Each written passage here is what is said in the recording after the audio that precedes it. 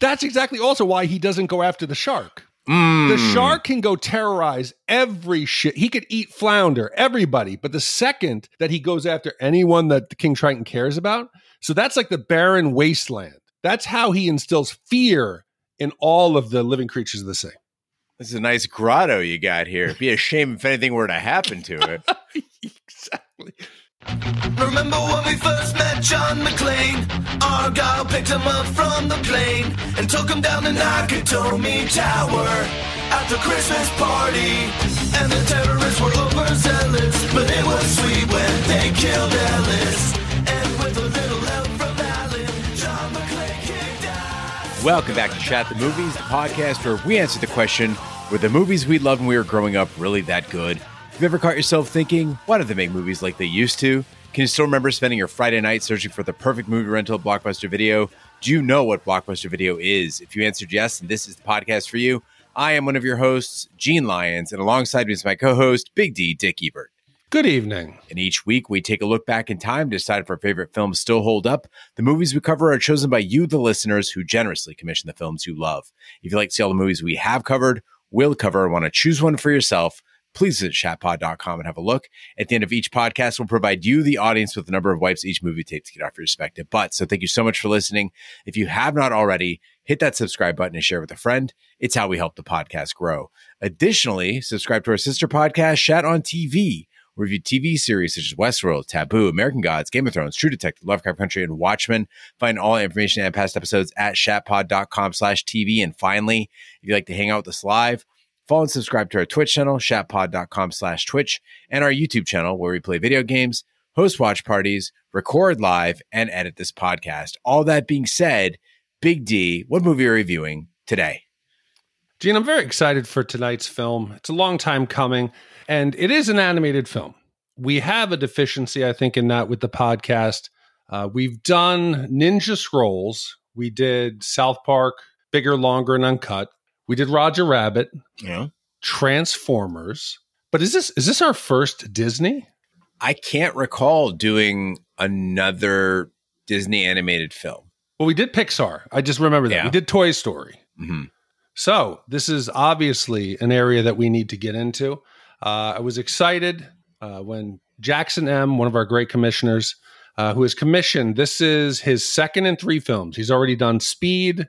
Later on, he has Close Encounters of the Third Kind coming up, and tonight's film, which was a classic, I think, in both of our lives, and it was the 1989 Disney classic, The Little Mermaid.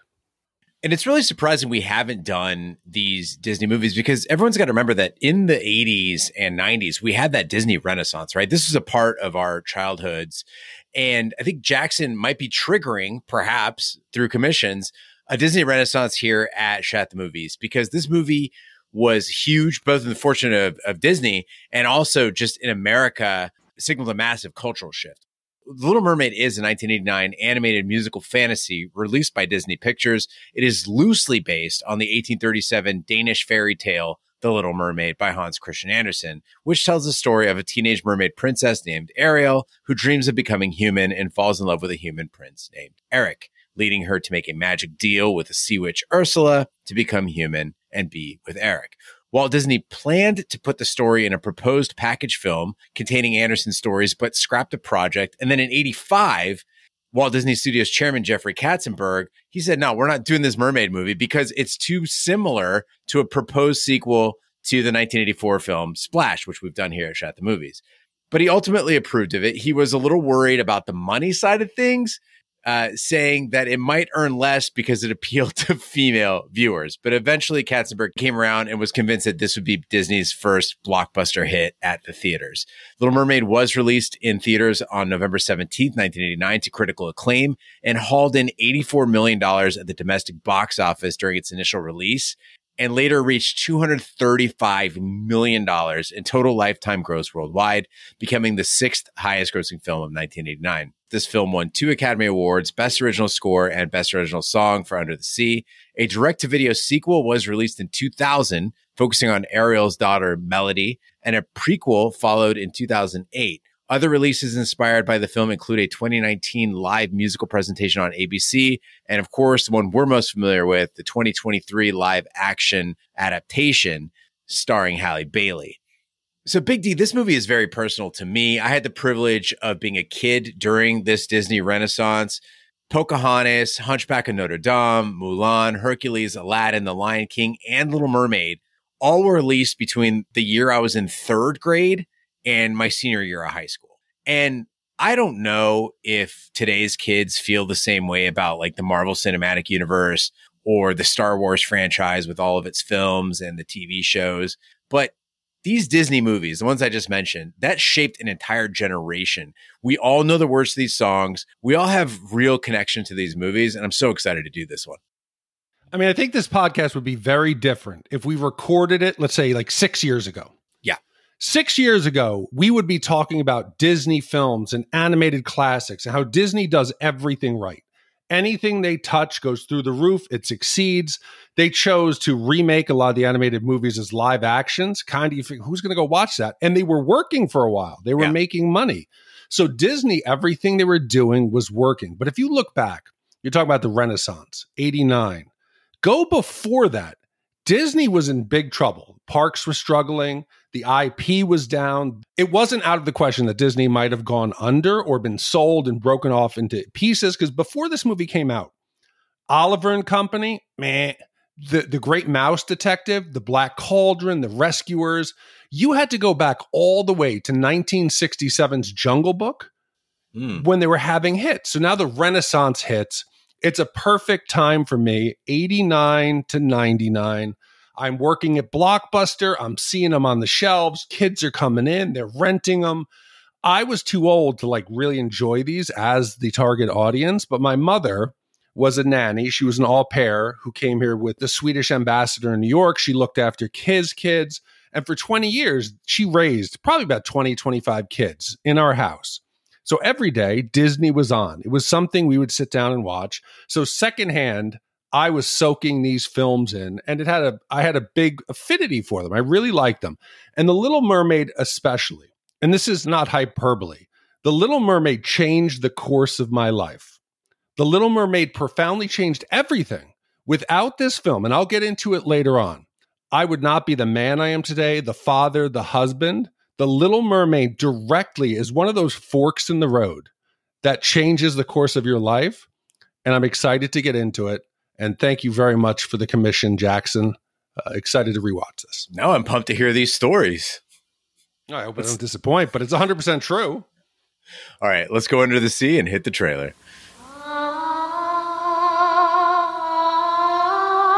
For over 50 years, Walt Disney has turned classic stories into classic animated motion pictures.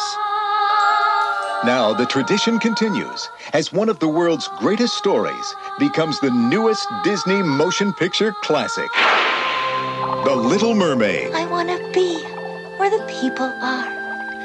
I want to see them dancing. Up where they walk, up where they run, up where they stay all day in the sun. It's the story of Ariel, a beautiful young mermaid who wants to become human. He's very handsome, isn't he? I don't know, he looks kind of hairy and slobbery to me. Not that one, the other one. And she'll strike a bargain with a powerful sea witch Have we got a deal? to make her dream come true. What I want from you is your voice. My voice? You've got it, sweet cakes. Ariel's been turned into a human. Have you lost your senses completely? The human world, it's a mess. Now, the Little Mermaid is exploring the mysteries of her strange new world.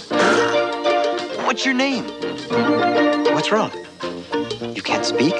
But to regain her voice, the sea witch's spell must be broken. Move it! We got an emergency here! Broken by the kiss of true love. Kiss the girl. It's Walt Disney Pictures' 28th full-length animated motion picture, featuring dozens of delightful new Disney characters and 7 magical new songs. Sha-la-la-la-la-la, don't stop now. Don't try to hide it. How you wanna kiss the girl. This holiday season, share the wonder and magic of a very special entertainment event. A fantastic adventure above the waves and under the sea. Under the sea. Under the sea. When the son. Give me me that's music to me. Yeah, we in luck here, down in the muck here, under the sea. Walt Disney Pictures' The Little Mermaid. Under the Atlantic Ocean in the kingdom of Atlantica, Ariel, a mermaid dissatisfied with her life, is fascinated by the human world. With her best friend Flounder, Ariel visits Scuttle, a seagull who gives inaccurate information about humans and collects human artifacts in her grotto. However, her father, King Triton, ruler of Atlantica, says contact between merpeople and humans is forbidden. So 89 doesn't seem that long ago, but it is. Opening frame of the film, and I'm shocked. My first impression is, holy shit, these old hand-drawn animated cells, they don't look good, but there's something about them I'm enjoying. I forgot how much character is in the imperfections of these characters. There's certain frames where you could tell they, like, if they try to spin or rotate a character, where the nose kind of all of a sudden jumps from one side to the other. The smile isn't consistent. The shadows and like the shapes, especially water and hair, they struggled with. So if you take a still shot, some of the characters, they look misformed. They look like the Hunchback of Notre Dame. But those imperfections, I think it's something that's missing today. Today, everything is so perfect. It's so computer rendered. It's smooth. You have the texture. The new ones they have, like the animated ones, Moana, Frozen, and Encanto, and especially the Pixars, they're beautiful, but they're almost soulless. There's something missing that these old, flawed Disney classics have. You know, I thought I'd feel the same, Big D. I'm Mr. Vintage Bike, Mr. Miata, Mr. Listening to music on vinyl. And I got to tell you, maybe it's me getting older because I sold that Miata and I got a Chevy Bolt. And I do have my record player, but I tell you what, I listen to Spotify a heck of a lot more. And I thought I'd feel the same about this movie as you did. But instead, it sort of just looked old to me. And not in a good way. And that's weird because I've always found the old Disney classics like Cinderella or like Snow White to be beautifully done. It was charming in that way. But in my memory, The Little Mermaid is this movie that should be vibrant and fluid and sharp, right? Like I remember these colors just jumping off the screen at me. And instead it felt kind of gray, kind of old, kind of grainy. And I know that feels worn in and you like that about it. But to me, this movie could have actually benefited from a new style of animation and have that pop to it. I wonder if maybe they have a remastered, because I do. I think probably what we watched was some form of digital rip of almost like one of the VHS copies. I wonder if there is a remastered 4K edition of this to get those colors fresh and popping for you. I think maybe like the EPA wasn't doing its job when we were kids. And so it was just like everything was gray and soot covered anyway. Like the skies were all cloudy. Our glasses didn't have really good lenses in them. Life was just kind of dingy back then. No, but why have high resolution and like vibrant colors when Right. the TVs were trash? It's true. What's the point? Why am I going to make the extra effort to buy all those animators like pencils? No, just go with gray, guys. Go with gray. But it didn't just stop with the animation. The sound in this movie, it's not great. And it's a musical. You got to nail the sound. There are scenes where the dialogue sounds like it's coming from across the room. Like Ariel's like over there and we're over here. The songs are kind of echoey. Like they got like a shit ton of reverb on there. And I'm not just talking about in the grotto. Because I was like, oh, well, we're in the grotto. It's echoey. And then I thought, what am I talking about? We're underwater. No, like it should sound like bubbles and shit. But of course, making that sound accurate would be a disaster. And I guess what I'm saying is I've just come to expect outstanding audio, again, from these newer animated films. Like you listen to these movies now and they are crystal fucking clear. The Little Mermaid, I gotta say here, showing its age. Yeah, but I didn't think Disney expected the kids would be audiophiles and critiquing the audio. Because once you saw it in the theater, it was not going to make it to home. So you did what you had to do. Today, it's blatantly obvious. Yes, yeah. It sounds like they recorded the audio in somebody's garage. It's a little disjointed. But again, Disney, they were struggling at this point. So maybe they weren't on top of their game. And now it's interesting to go back as an adult because I remember this as a child. Now somebody with a daughter, a wife. And I watched this movie with Emma and Vanessa as a 50-year-old. And I got a huge different take on it. It's not a fun story for me now about Ariel going on an adventure and finding true love. I'm watching it as a dad. And I'm realizing Ariel is she's a nightmare child. King Triton's trying to do his best. He's trying to lead the kingdom. I disagree with with the dolphin, little pulling him along, his little dolphin chariot. I didn't like that. But the rest of it, he's trying his best. And Sebastian warns him, teenagers think they know it all. And he's right. I have an 8-year-old who is a teenager. Vanessa and I are talking about it. I'm dreading, and Ariel just made it all so real to me. She's a typical teenager. She doesn't listen to her dad. Her dad says, hey, there's dangers out there. Be safe. Oh, don't worry, Dad. Nothing's going to happen to me. What immediately happens? A giant shark attack. Almost eats her, almost eats Flounder. The danger is real. And when the parents don't pay attention, it's going to end in something bad. You're not wrong, Big D. Triton is totally justified in warning about humans. And much like you, when I watched this as a younger person, I was like, oh, he's such a drag. But now, as a 44-year-old, not even with the kid, like, dude, humans are awful. Like, we're bad people. And she's giving like a rationale. You don't know him. Yeah. And he's like, yes, I do. I've watched mer people get slaughtered by humans. You look up from the depths of Atlantica, and what are the people doing? They're pillaging. They're polluting the seas. They go to war up there. Like, God knows what they would actually do. I mean, just imagine this scenario in real life, okay? You got guys, what is this, like 16th century, maybe? Yeah. These fucking guys are out there sailing. Yeah. And they're like, oh, a mermaid princess. Yeah, this will go well. This is going to go great. Maybe the mermen would get harpooned, but then the mermaids would just vanish. And God only knows, what's going to happen to them. And I started asking Emma and Vanessa, I'm like, am I wrong? Triton, yes, he blows up. You can't destroy her collection of who'sma widgets and gadgets, but he's right. He's not completely out of place. And then she throws shade later. Why don't you go tell my father, to Sebastian, who's trying to help out? Typical teenage angst and just misdirected anger. I'm glad you brought up Sebastian, because King Triton, as I understand it in my limited knowledge of Atlantica, he has all the creatures of the sea at his disposal. As you mentioned, he's got the dolphins pulling his chariot. He's got crabs and fish. He's maybe got like a Marine Corps. I don't know what's going on down there.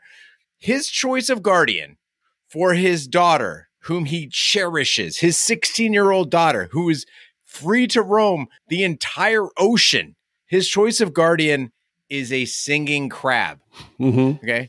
Yeah. Not a dolphin, not a whale. Maybe a big ass octopus, like something that's capable that could both defend her and keep her in line. No. King Triton's most trusted lieutenant, singing crab. How about a cadre of shark? We saw the sharks are dangerous, though. Yes, but that doesn't matter. You're King Triton. He could smite you. He could shoot you with that Triton at any point. He could do whatever he absolutely wants. It's ridiculous. But we talked about this in Splash, Gene. I had to remind myself, Ariel and the mer people, they eat fish. Yeah. They eat creatures of the sea. So, yes, Sebastian is with them, but they eat Sebastian's friends and family. Listen, Sebastian and Flounder are with them so they don't get eaten. But these are not exactly friends of the sea. They do what they do to survive. And I guess Sebastian, he feels, is a safe way to protect your daughter. One night, Ariel, Flounder, and Sebastian travel to the surface to watch a birthday celebration for Prince Eric. Ariel falls in love with Eric at first sight. A storm wrecks the ship and knocks Eric overboard, and Ariel rescues Eric and brings him to shore. She sings to him, but leaves just as he regains consciousness to avoid being discovered. Seeing a change in Ariel's behavior, Triton questions Sebastian and learns of her love for Eric. Frustrated, he travels to Ariel's grotto and destroys her collection of artifacts in an attempt to protect her. So a lot of times, Gene, because you do a great job, you have to break down a film. It could be a 3-hour film into easy buckets for us to discuss. It's normally difficult for you to do when a lot of things happen in modern films. Going back to Disney's, thankfully, your little buckets are so easy because these old animated films from Disney, They get to the point. It's quick. And maybe it was financial that they were like, listen, guys, got no time to waste. Get the plot in. We can't be drawing extra frames, extra scenes. Let's be to the point. Let's be fast. Love at first sight. Bam. Let's get out there, meet the characters. Let's have the songs do exposition. This was 83 minutes long, this film. The live action, they stretch it to 135. Why is it necessary? The movie gets to the point. A, B, C. Let's move it along. Keep the kids focused. Let's have the adults not fall asleep. It's a perfect example here. So now we meet Ariel and the family. We're going to then meet the good human who Ariel says is going to change the view of the mer people. And Eric's on the boat. There he gets his statue. There's some fireworks and shit goes wrong, Gene. In a matter of about 30 seconds, they're having a good time.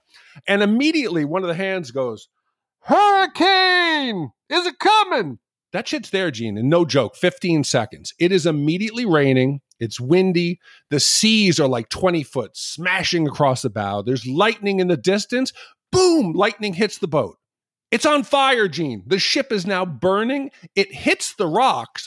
They were out at sea. It goes aground. You think it's over. Uh-oh, Max the dog is stuck on the ship.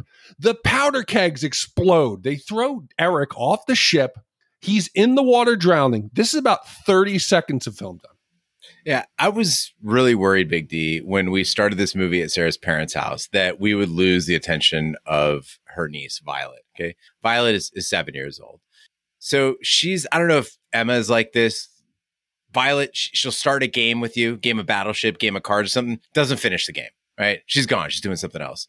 During meals, like you're at a restaurant or something like that, she's fidgeting. She's trying to strike up conversations, asking people about their food, picking at stuff. This kid cannot go 5 minutes without finding an object in the room to fuck with. And as soon as you maybe hey, maybe let's not touch that, she just moves on to the next object, right? And I'm not judging her. I'm not saying she's a pain in the ass or a bad kid. I figure that's just kids. Like that's what 7-year-olds do. So this night, the whole family's together and we sit down and we're putting on Little Mermaid. And I'm so worried, man. I'm like, what if she's bored with this? This is a kid that was born like, 2017. Okay. How is this 1989 movie going to translate to her? And when she found out this was the quote unquote old Little Mermaid, she was not super interested. So I thought there was no way that she would last until the opening song. Dude, no. This movie is like flying, right? I mean, everything's happening like a piece. She was hooked, jaw open from start to finish. And like that part of this movie really, really works. They do not mess around. Everything is happening all the time. No, and I think that's one of the things that sets the Renaissance films apart. The pace is great. You're moving fast, and they tie all of these scenes together with songs. And the songs are fantastic. And it's one of the things I think that helped the Disney Renaissance is the incredible songs. They're memorable to the films. They had great artists. And if you hear just a title track, you don't have any kids. I would bet you could know the film. If I said Hakuna Matata, Gene, you don't have a kid. What Lion movie? King. If I said Be Our Guest. Beauty and the Beast. If I said Let It Go. That's Frozen. Yes. All of these songs are classic. You can hear them. And it's great. In this movie, every one of the songs is a banger. There's something about them. They teach you about the characters. It's a lot of exposition. It advances the plot. And unfortunately, I went last year and we saw the remake, the live action, and they had to stretch it. So they added 2 new songs.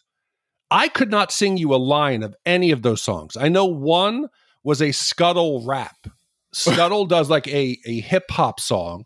Oh no. And then and you know the way Scuttle talks. Imagine Scuttle rasping a rap song. And then they have a song about Eric whining about having to go out to sea and missing being on his boat. It's all forgettable. Vanessa and I are watching this with Emma. The second that a note comes on, you know it. You're singing it. Part of your world, Under the Sea, Poor Unfortunate Souls, Les Poissons, Kiss the Girl. They're all bangers. They're great songs. Yeah, whatever magic they sprinkled on these songs, it worked. And like you said, Big D, as far as being memorable, I had not seen Little Mermaid since childhood. Okay, I haven't really seen it as an adult. I still remembered 90% of the words, and it was like muscle memory where the song started. My ears kind of like perked up like, oh, okay, I know this one. And suddenly I was like, the words just started coming out of me. Like they'd just been hiding somewhere and you just know them.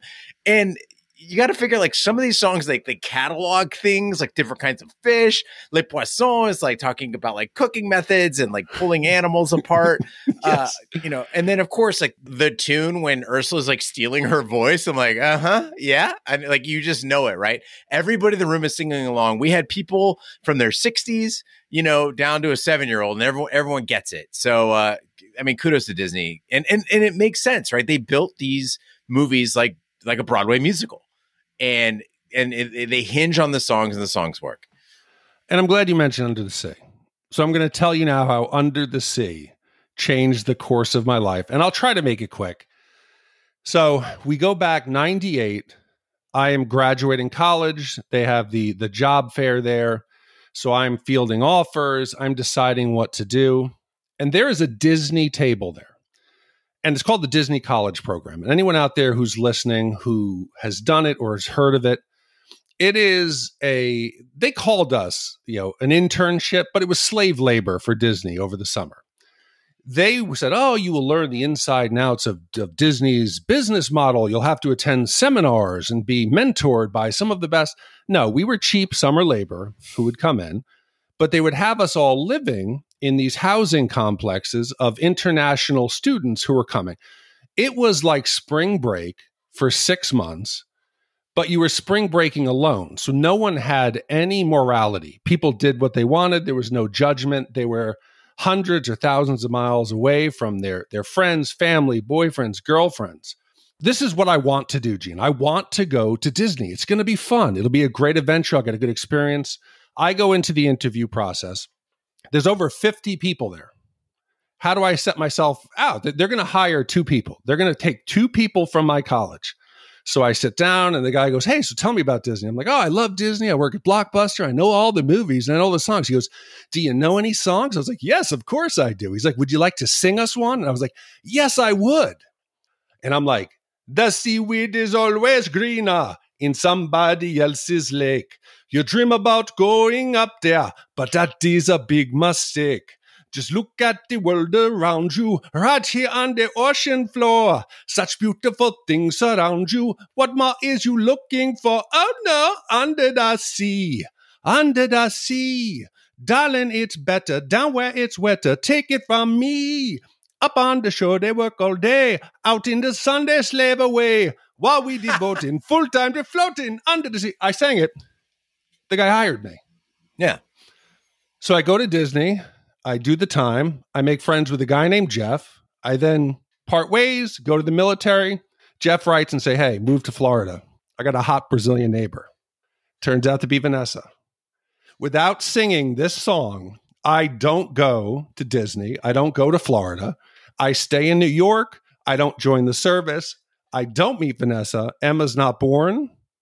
I'm not here now. This podcast doesn't exist without this song.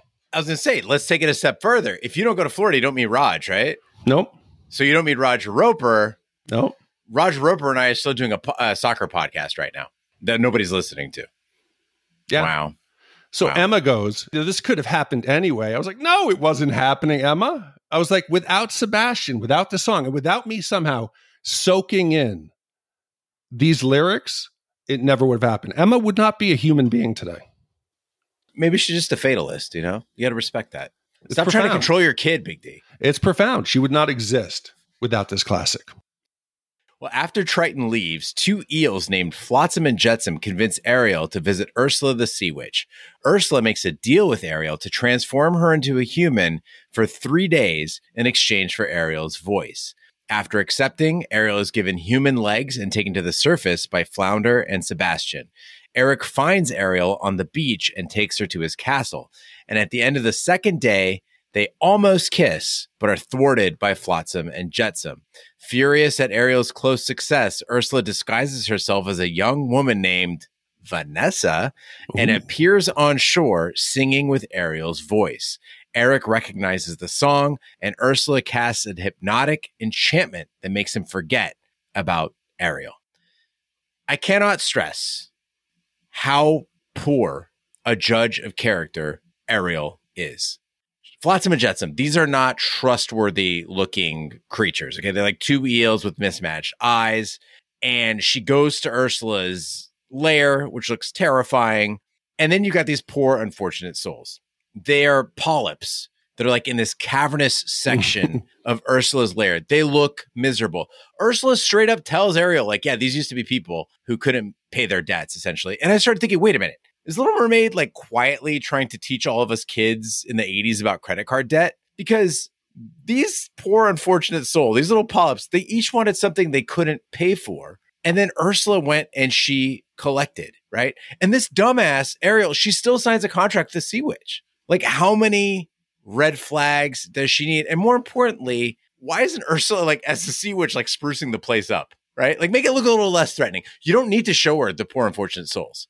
Maybe don't live in like the carcass of some prehistoric creature, and maybe magic Flotsam and Jetsam into something cute. Like you can magic them into like baby seals or like beluga whales, something like soft and nice. See, I thought it was more that Ursula was a drug dealer. And she was providing a drug that would help make her life better. You know, you're overweight. It'll make you feel more confident to go out there and conquer the world. I thought like she was providing her. And these were maybe all the hanger-ons who were sitting there who were in the room. Yeah, she would be the black market Ozempic seller of our time. Yeah, but if you think about it, King Triton and Ursula, they're brother and sister. They're siblings. Mm. So she talks about the time in the castle. When I was in the castle, it was like this.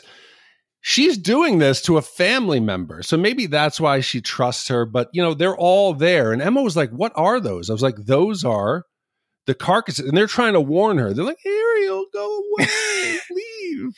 Don't be here. And it's a scary part of the film. Like everything she's doing, Gene, she's not pretending. Later on, she's Vanessa trying to, get Eric to fall in love. She should try something here. Instead, it's dark. It's gloomy. There's fire. She's screaming. She's like, the boss is on a roll. And she signs it. Yeah, it's scary. And then we're getting to a point here in the film where I'm dreading. Because we've talked about it, and I don't know in what episode before. When I saw this as a teenager, probably in my 20s, there's one scene that stood out. And it's because I was a troubled kid. Or just some horny dude. When you're watching Disney, you look at things different and you start to question. As an old man, I wanted to see, does this scene still trigger something in me? Wondering why they did it. In another one of our podcasts, it's the cold open. I think you called it, it's the Ariel vagina thing, where I was talking about something that was odd. Mm-hmm. And I remember Drew Zachman mentioned this, one of our buddies from the 90s, One Headlight podcast. Let's just break this down. And I was quiet to see if Emma or Vanessa noticed something odd. We have now, she signed the contract. Ariel is going to transform. She's going to transition from mermaid with the two shells into 16-year-old female human. No clothes. She swims. You see her legs going. She appears on the rock. She then stands up in like water up to her calves. She falls back, legs spread, feet in the air, and she's marveling at her feet and her legs. She looks down, and I'm thinking, how's Ariel not noticed there's something else that comes along with these legs, right? Because in Splash, and I know I'm weird, and I don't want to be that perverted old guy who's watching this, but anatomically, we talked in Splash about how mer people reproduce, where their reproductive organs are. This is a whole new body for Ariel. Later on, Ariel transitions, and she comes out, and she's in a dress. Why not do that in the beginning? Why have this weird discovery of her body? It felt unnecessary. Yeah. I totally misunderstood what people have been talking about for years about this scene, because I thought it was like an Aladdin thing where like there's a frame where you can like see her vulva or something. So I'm relieved to hear that's not the case, right? What we're saying instead is that she's very fascinated with her feet and her legs, but doesn't take the time to notice that she's sprouted new genitals.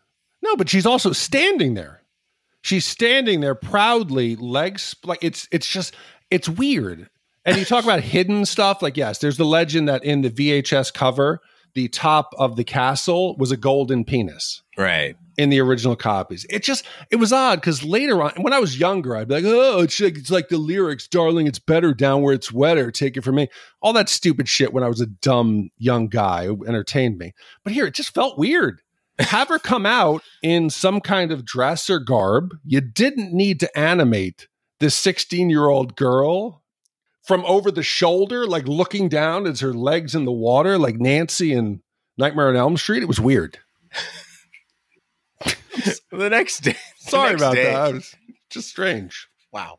The next day, Ariel discovers that Eric will be married to Vanessa and is heartbroken. Scuttle learns Vanessa's true identity and informs Ariel, who pursues the wedding barge. Sebastian informs Triton, and Scuttle disrupts the wedding with the help of various sea animals. Realizing that Ariel is the girl who saved his life, Eric rushes to kiss her, but the sun sets and Ariel transforms back into a mermaid. Vagina disappears. Turning back to her true form, Ursula kidnaps Ariel. Triton confronts Ursula and demands Ariel's release, but the deal is sealed. At Ursula's urging, Triton agrees to take Ariel's place as prisoner, giving up his trident. Ariel is released as Triton transforms into a polyp and loses his authority over Atlantica. So, Big D, you mentioned earlier in the podcast about Ariel and the other mer people eating their fellow sea creatures. But we don't actually see that, right?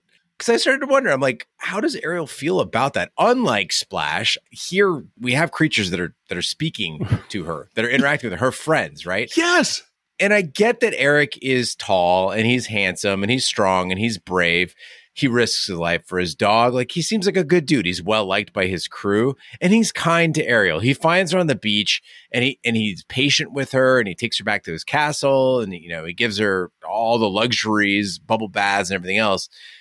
But I think she was willing to overlook a few things about Eric that kind of pissed me off. Things that he couldn't help, that he had no way of knowing would be a problem. Ariel, your buddy Sebastian, okay? He's a crab.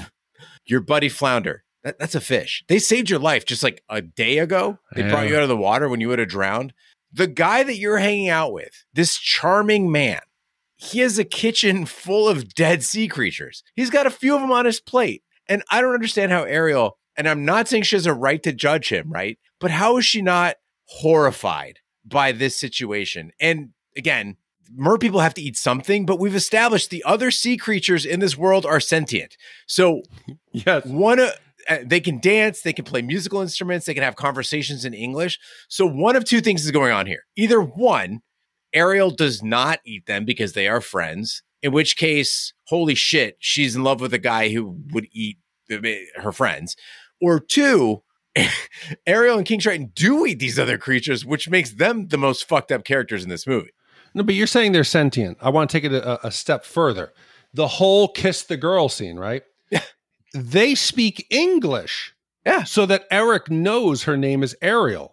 Emma and Vanessa go, oh, they can speak, they can understand it. So now let's roll it back to the Le Poisson. This is akin to math. This is coming into Jeffrey Dahmer's living room. Sebastian goes in and watches. They're butchering. They're not just cooking. He's throwing knives. There's cleavers. There's bubbling pots of carcasses. He is attacked. Ariel, even if she doesn't eat it, she should be sympathetic to her friend, her savior, her confidant, Sebastian, who just saved her. Does she care at all? Hey, come hide under my plate. Come here so he doesn't eat you. She's very cavalier with the terror he must have felt. Imagine if there was, like, let's say E.T. And E.T. took Elliot onto his ship, and the other extraterrestrials were carving up human boys and human children. And he's like, oh, don't worry. Come hide under my coat. I won't let them eat you. Fuck, that would be messed up. Fuck, not just carving up, dude. The dish of the day is stuffed crab. It's like the most horrifying way you could do it. Like, not only are we going to eat you, we're going to stuff other stuff inside of you, and then you're going to be served. And Big D, you mentioned Kiss the Girl. I started to really ask myself while watching this movie whether the other sea creatures, like, have lives, okay? Because my assumption, and I live in Arizona, I'm landlocked. I don't know the ocean very well. And when I do go in the water, it's generally lakes. But the ocean to me seems like this terrifying, violent place for animals. Animals have to kill or be killed. They have to be ever vigilant, night and day. Any minute you could be eaten. They're probably hungry a lot, searching the vast waters for just something to eat. But every time Ariel needs to raid a ship or Sebastian needs to sing a song, dozens of sea creatures, they're just sitting around doing fucking nothing. They're happy to help. And I really hope that King Triton is like easier on their taxes and pays pretty well for their services, because my God, like they're ready to moment's notice. No, but we know in the ocean, it's a horror show. Yeah. It's a constant. Think about Finding Nemo. If you're a clownfish and you just happen to stick your head outside of the coral reef, bang, you're gone. Yeah. So it makes sense that people would be loyal to this family because they get some kind of protection. Oh. Do you think that maybe if let's say Sebastian, said, no, I'm not going to go do that. I got to go plan my next concert. Do you think that King Triton would try to like, well, Sebastian, maybe I won't protect your family's enclave. Ha, ha, ha, ha. What would he do to get Eric, to get Sebastian to fall in line? Yeah, the non-paying fuckers are the ones that get eaten. Like the castle's kitchen is just full of people who didn't pay. That's exactly also why he doesn't go after the shark. The shark can go terrorize every shit. He could eat flounder, everybody. But the second that he goes after anyone that the King Triton cares about, so that's like the barren wasteland. That's how he instills fear in all of the living creatures of the sea. This is a nice grotto you got here. It'd be a shame if anything were to happen to it. Exactly. Ursula declares herself the queen of the seven seas, but before she can use the trident, Eric appears with a harpoon. Ursula attempts to kill Eric, but Ariel intervenes, causing Ursula to inadvertently kill Flotsam and Jetsam. Ariel and Eric reunite on the surface just before a gigantic Ursula separates them. Just as Ariel is about to be killed, Eric impales Ursula with a ship. With Ursula dead, Triton and the other polyps in her garden revert to their original forms. Realizing that Ariel truly loves Eric, Triton turns her into a human and approves of her marriage. I got to ask the question. Mm-hmm. I got a lot of love for Ursula. She's a full-figured lady who really knows her worth. She's got pizzazz. She's crafty. She's fashionable. I love her. But I got to ask, Ursula, what the fuck are you doing in this final fight? Okay. You missed your first shot with the trident. Fair. You want to get big and you want to crush your enemies? That's all right. What the fuck is with the gigantic whirlpool and raising sunken ships off the ocean floor? Like, how does this help? Be honest with you. Her plan was flawed from the beginning. Okay. You didn't need to marry Eric. He just had to stop Eric from kissing Ariel for 3 days. Either knock him out, abduct him, go in there and just hypnotize him to go to sleep for 3 days. Bro, fucking kill him. Do anything, anything. You didn't need to go have this big show of force, like you said, to grow up huge and go out there and and bring all the ships up out of the ground. It was dramatic. Triton makes a sacrifice, but there were smarter ways to do it. If I'm a 60-foot tall sea witch with a trident and I can control the currents of the sea, right? And you, Big D, are trying to fight me, and I've got you in water, okay? You're just floating around in the water. I could drown you under the waves. I don't know if this is the correct terminology, but like what a riptide or like an undercurrent or something, just pull you under. I can morph Ariel into a fucking kitten if I want to. Dude, this also, is a terrible use of magic. What's the rush? She's already won.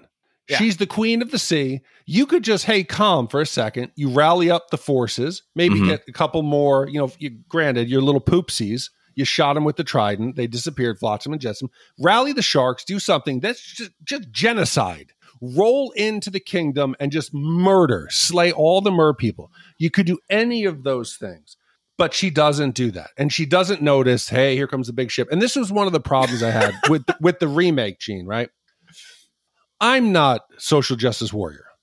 But making changes to a plot today that don't fit any purpose other than trying to just change what had happened before. The beauty of this story, yes, there's certain problematic parts of it, but the beginning, Eric is helpless. He's drowning. He'd be dead if Ariel didn't save him. They then get to know each other. They fall in love. At the end, Ariel's in trouble. Who comes to save her? Eric gets on the ship. He's a captain. He's a human. He pokes her with the ship. In the remake, Ariel again saves Eric.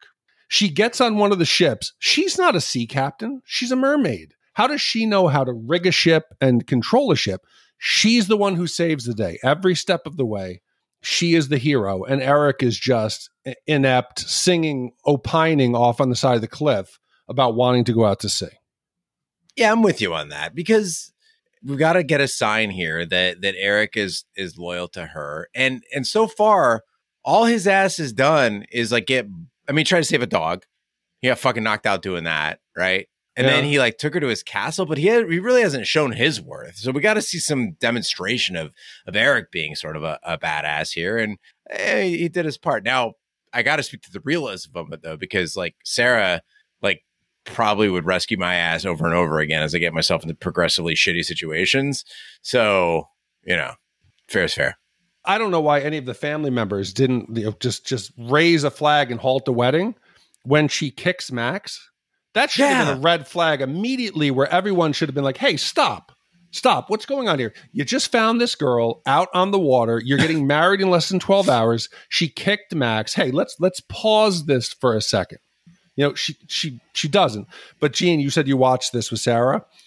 I don't know what came over me. And again, I say stupid shit. And sometimes jokes come out of my mouth. So the transition point, right? Sun goes down. They're about to kiss and it doesn't happen. You see Vanessa in the wedding dress, and immediately I see what's happening. She's transitioning. So I said, Emma, look what happens when you put on a wedding dress. And she goes, and Vanessa looks at me and she goes, that's not funny. They both didn't like that joke. Maybe the timing was bad. You know what? You got thousands of listeners who think you're hilarious, Big D. As the wedding dress rips and she turns into this just behemoth, like cackling. I think she was hot. Yeah, she did. Yeah, Vanessa didn't like it. All right, now is the time of the podcast where we give our Shat score for The Little Mermaid. The Shat scores are our way of telling you how many wipes this movie takes to get off your respective butts. 0 wipes is a perfect movie. It's finding true love without saying a word.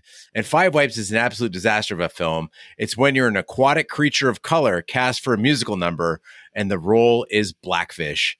I'll go first. So it's been over 30 years since this movie came out. And to be honest, it's not as great as I remembered. But holy crap, does it do its job well? Okay, you want to unite a whole family around a screen and have everybody glued to it, from senior citizens to children. Little Mermaid is your movie. You want memorable songs? You want to just be entertained? There are a few movies that do it better than this, but is it the 0 wipe gem I thought it was when I was 9 years old? Not really.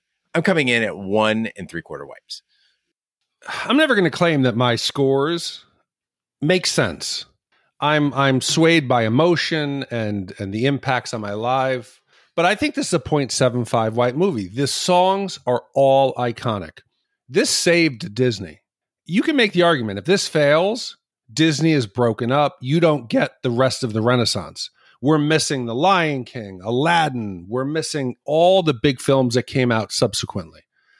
I think it was good. I think it was just what was needed. Was it the best? No, but it was 89. Who's going to pour a ton of money into this film when Disney hadn't shown they were capable of creating a classic film since the 60s?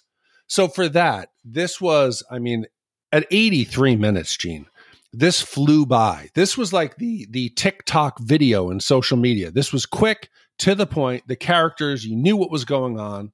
I loved it. I had fun. Emma did not like it. And just so you know, Emma gave it a 5 out of 10. Vanessa gave it a 9 out of 10. So I got to go 0.75 wipes. I think this was a banger. All right. With 3/4 of a wipe for Big D and 1 3/4 wipes for me, that gives us an average wipe score of 1.25 wipes for The Little Mermaid. So, Gene, with a wipe score of 1.25 combined wipes, that now ties this in the 89 spot. I'm shocked. I thought there'd be more films with The Road Warrior. Huh. This is slightly better than 4 Weddings and a Funeral, RoboCop, and The Breakfast Club. Slightly worse than Brewster's Million, Fast Times at Ridgemont High, and Better Off Dead. I want to highlight that you've got 2 men, aged 50 and 44? Yeah.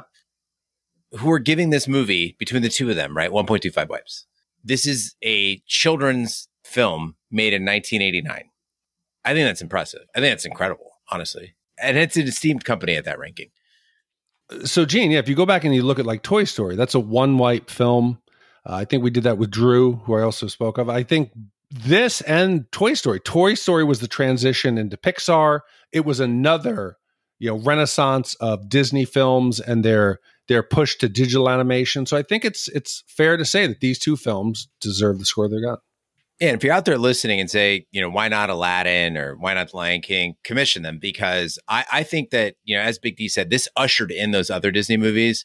And to me, with my wipe score of 1.75 wipes, that leaves that space for where those would rank. And I think Aladdin in particular, and I'm not just saying that because, of the Middle Eastern angle, is just a fantastic film. Well, thank you, Jackson, for the commission. With the time remaining, I'd like to get to a few emails that we've recently received. The first one comes from Doug. It says, hey, guys, I'm a new listener and I love the pod. I have downloaded so many episodes. So excited to listen to them all. I don't know if this is the way to request a movie, but I haven't seen anyone ever do an episode on the wonderful 80s movie Little Monsters. Great flick. Love the show. Thanks, Doug. We did Little Monsters, right? Was it Fred Savage? We haven't done it. Or if you did it wasn't with me. Yes. No. I think somebody had requested this a while back, but ended up not going through with it. It's a good one. You got Fred Savage. You got a monster. I don't know if it's imaginary or if it's real. He's like a blue dude. He's with horns. They do a thing where they there's an apple juice prank. It's foggy for me, but I remember loving it when I was a kid. But I think it's Howie Mandel. I think Howie Mandel is the monster. Does he eat sock? He eats dirty socks or something? I think.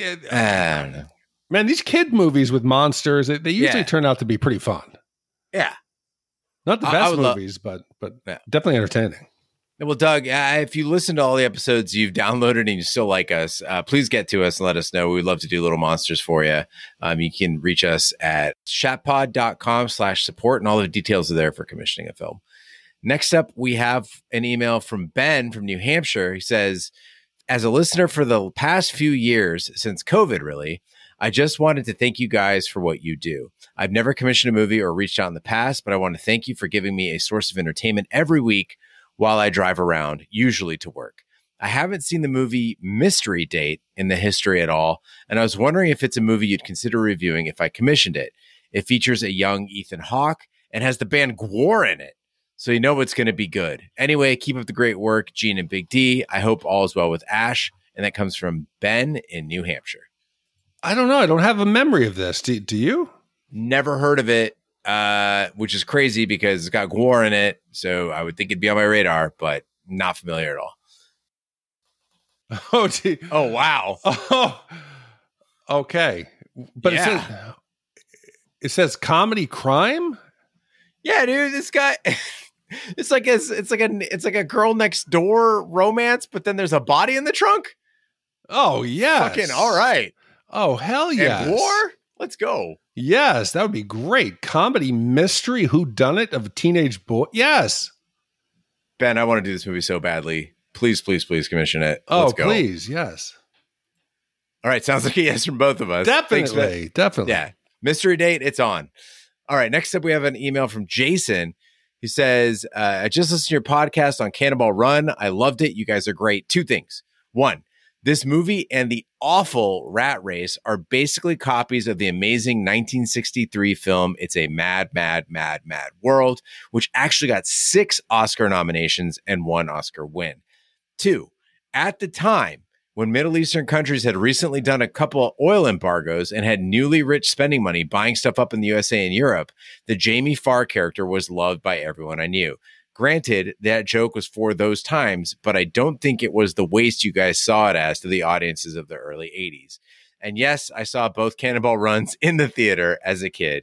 Keep on the awesome content. And that comes from Jason. Well, Jason, as a Middle Easterner who lived through the 80s, I was very, very familiar with this stereotype, particularly in that one David Lee Roth video.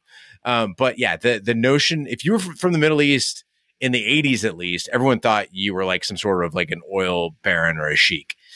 What was the video? You're not talking about the video where he goes, my doctor said I have to take a laxative. Not in my story, you don't. No, it was like in Cyndi Lauper videos and David Lee Roth videos. I feel like there's always just like an Arab bouncing around with like babes on him or like just dancing around with the thing. Yeah, the Iron Sheik at the time. Like there was just this assumption that if you were Middle Eastern, you were tied to oil money in some way. Hey, there's some playboy coming over here to sow your wild oats. We do get a special pump at every gas station, though, that we pull up to for free. I figured you had some kind of code. Yeah. You come in and like punch it in, get it for like wholesale, like 75 cents a gallon. Almost like it's your birthright. It just pumps straight crude. we drink it, slather ourselves in it. Octane, 100% octane. Jesus Christ. All right. And finally, we got an email from Alex who says, "Hey, Shat Crew, I searched the calendar for past and future pods and didn't see Men in Black, the OG from 1997. Are y'all up to review it? If so, I'd love to commission that one and send in some memories of it. Thanks for considering. Alex Jones. No, not that one." 100%. That, dude. Again, you hear that film and you're shocked. You're like, how have we not done it? And it supports your thought that we should not go into the 2000s because there's so many key 80s and 90s movies we might leave behind like this. That is a pivotal film of the 90s. What's crazy about it is Men in Black doesn't feel like it's that old. It feels like such a modern film, but that was 97. So that was actually the same year as the next film we're doing. Right. But it's also because they kept dragging it out. You know, we had one a couple of years ago where we had Chris Hemsworth and what's her name from Westworld? Oh, that's right. Right. Tandy Newton. Yeah. Yeah. No, not Tandy. No, it was Teresa. What was her name? It's the one that plays Valkyrie. Yes. What's her face? Right. What's her name? Tessa Thompson. Tessa Thompson. I said Teresa. Fuck. I was thinking Teresa Cullen. Yes, Tessa Thompson. All right. Sounds like a yes for Men in Black as well. If you'd like to commission a film, again, just remember, you can go to shatpod.com/support. And if you'd like to email us, just email us, host@shatpod.com. We also accept voicemail. Go to shatpod.com, use the SpeakPipe feature on the device of your choice. Big D, what do we have coming up next week? Gene, next week, just paroled Army Ranger Cameron Poe is heading back to his wife, but must fly home aboard a prison transport with some of the world's worst criminals living, along with Diamond Dog, Baby O, and a genius serial killer, Cyrus the Virus Grissom, unleashing a violent escape plot in the midair, secretly working with U.S. Marshal Vance Larkin. Poe tries to foil Grissom's plan. Commissioned by Jeremiah W. And Jeremiah he might be pushing Steve off to the big head on the Mount Rushmore. It's another film he's done. This came out in 97. And just like Men in Black, this is an iconic film of the 90s that's long overdue. All right, Jeremiah. Well, welcome to Dude Mountain. Thank you for your commission. Thank you to Jackson for your commission. Thank you to all the commissioners who make this podcast possible. That concludes this week's episode of Shat the Movies. Be sure to follow us on social media and share with a friend. We're on Facebook, Twitter, Snapchat, and Instagram at Shat the Movies. Email us, host@shatpod.com. Support the podcast by shopping our Amazon affiliate link, buying our merch, or by commissioning your own movie. Find all information by visiting our website, shatpod.com. Also, check out our sister podcast, Shat on TV. We review TV series such as Lovecraft Country, Westworld, True Detective, Taboo, American Gods, Game of Thrones, and Watchmen. Find all information on our website, shatpod.com/TV, wherever fine podcasts can be found, including Apple Podcasts, Google Play, Stitcher, and YouTube. Be sure to subscribe, and if you stop by Apple Podcasts, leave a 5-star review. It helps the podcast grow. On behalf of my co-host, Big D, I'm Gene Lyons. Join us next week for the following movie.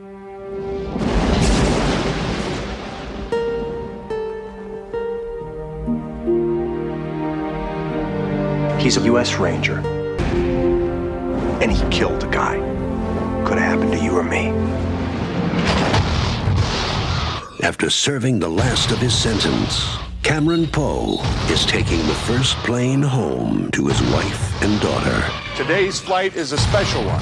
We're populating Louisiana's Felton Penitentiary. These guys are the worst of the worst. See a lot of celebrities among us. I see 11 primetime lives, 3 Regents and Kathy Lees, and a genuine 2020 interviewee. What you looking at, punk? Nothing, I was just admiring your cage. But one wrong flight Stewardess, what's the in-flight movie today? can ruin your whole day. What happened? We caught the plane, man! Welcome to Con Air.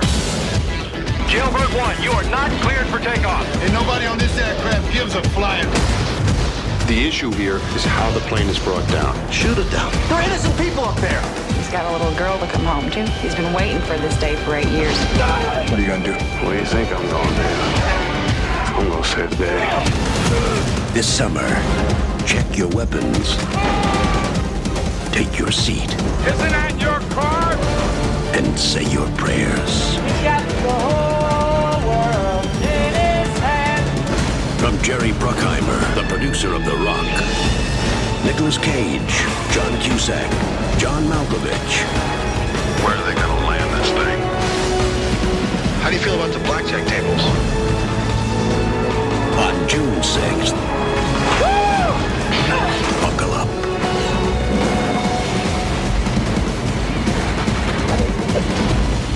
Con Air, directed by Simon West. Thank you, and have a pleasant flight.